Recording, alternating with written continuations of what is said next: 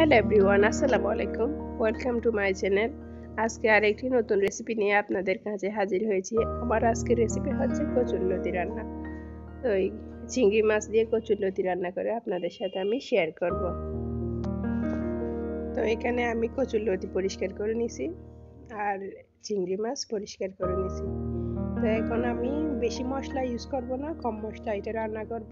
তো এখানে আমি রসুন পেঁয়াজ কেটে নিছি। আপনারা স্ক্রিনে দেখতে পারতেছেন এখানে আমি রসুন পেঁয়াজ আর এই চিংড়ি মাছগুলো পরিষ্কার করে নিয়েছি। আর এখন আমি করব কি, একটি ছোট বাটি নিয়েছি, এর মধ্যে আমি হলুদ মরিচ আর লবণ দিয়ে একটা পেস্ট তৈরি করে নেব, যাতে এই আমার রান্নাটা করতে ইজি হয়। আর এরকম পেস্ট করে রান্না করলে এগুলো আমি 5 মিনিট 10 মিনিটের জন্য রেখে দিব পেস্টটা। এটা বাটা মশলার মতো হয়ে যাবে।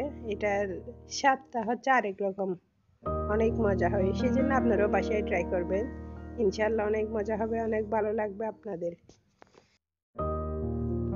তো এখানে আমি আপনারা দেখতেছেন এই হলুদ মরিচ আর লবণ দিয়ে দিছি, এর সাথে আমি পানি অ্যাড করে দিছি। এখন আমি একটা পেস্ট করে নিব, এটা 10 মিনিটের জন্য রেখে দিব, তারপর আমি রান্নায় ব্যবহার করব।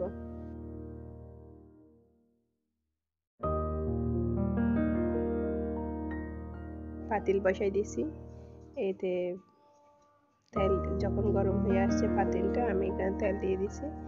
এখন আমি দিয়ে দিব রসুনটা যখন একটু ব্রাউন কালার হয়ে আসবে তখন আমি দিয়ে দিব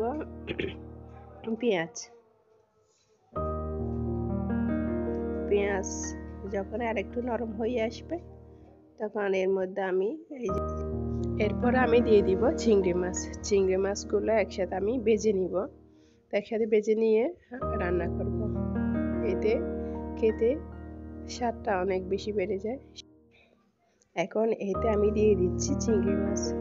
এখন চিংড়ি মাছগুলো আর একটু ভেজে নিচ্ছি, দিয়ে আপনারা দেখতে থাকুন আমার রেসিপি যদি আপনাদের ভালো লাগে অবশ্যই সাপোর্ট করবেন, পাশে থাকবেন।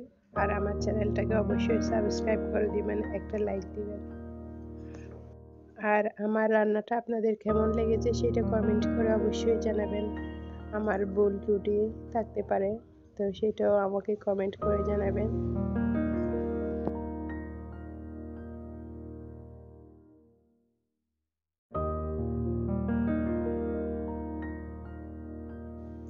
এখন আমার চিংড়ি মাছ ভাজা হয়ে গেছে। তো এখন আমি এতে দিয়ে দিচ্ছি পেস্ট করে মশলা রাখা ছিল সেটা, আমি সেটা দিয়ে আবারও 5 মিনিটের জন্য কষাই নিব।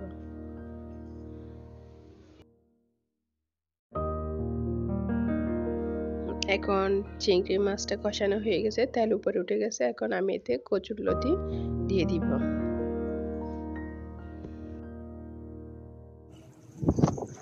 এখন আমার রান্না প্রায় শেষ পর্যায়ে, এখন আমি চুলা থেকে নামিয়ে ফেলব। তো আমার রেসিপিটা আপনাদের কেমন লেগেছে সেটা অবশ্যই কমেন্ট করে জানাবেন। আপনারাও বাসায় ট্রাই করবেন। আর আমার যদি কোনো ভুল হয়ে থাকে সেটা ক্ষমা সুন্দর দৃষ্টিতে দেখবেন। তো ভালো থাকবেন, সবাই সুস্থ থাকবেন, আর আমার জন্য দোয়া করবেন, সাপোর্ট করবেন। আসসালামু আলাইকুম।